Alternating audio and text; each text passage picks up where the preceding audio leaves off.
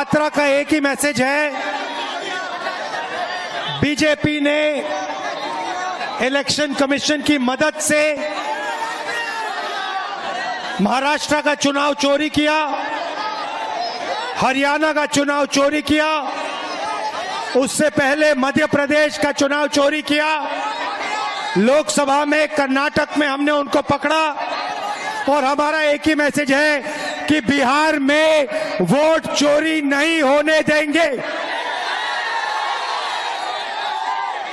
आपको याद होगा कुछ समय पहले अमित शाह ने कहा कि अब बीजेपी की सरकार 50 साल चलेगी। जब उसने बोला, मैं हैरान हो गया था कि ये कैसे बोल रहा है कि सरकार 50 साल चलेगी। जनता तो कुछ भी कर सकती है, इसको कैसे मालूम?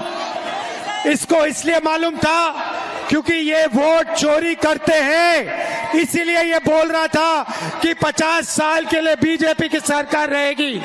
अब नहीं रहेगी क्योंकि हमने वोट चोरी पकड़ ली है। भाइयों और बहनों,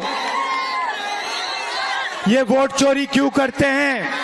क्योंकि ये कर्पूरी ठाकुर जी का सपना, अंबेडकर जी का सपना, महात्मा गांधी जी का सपना पूरा नहीं होने देना चाहते हैं। भाइयों और बहनों, वोट आपका अधिकार है।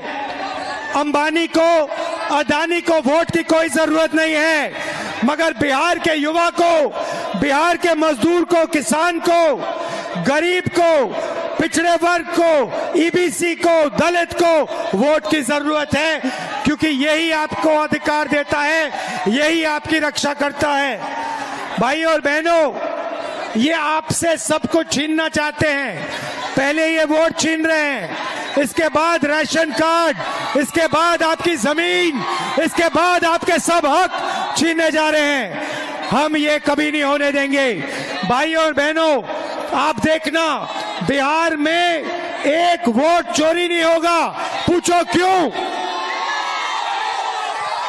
क्योंकि बिहार के युवाओं ने वोटर अधिकार यात्रा में अपनी स्ट्रेंथ, अपनी शक्ति दिखा दी है। अब नरेंद्र मोदी, अमित शाह, इलेक्शन कमीशन 2 बार सोचकर वोट चोरी करेंगे। भाइयों और बहनों, हमने 2 चीजें कही हैं। सबसे पहले, ये जो 50% की रिजर्वेशन की दीवार है, इस दीवार को पूरे देश में हम तोड़ के दिखाएंगे। और दूसरा, जो हमने जाति जनगणना की बात की है, पूरे देश में नेशनल लेवल पे हम जाति जनगणना करेंगे और गरीबों का, ईबीसी को जो हक मिलना चाहिए, दलितों को, पिछड़ों को, गरीब जनरल कास्ट को, अल्पसंख्यकों को जो हक मिलना चाहिए, हम आपको दिलवा के दिखाएंगे। कोई शक्ति नहीं रोक सकती है।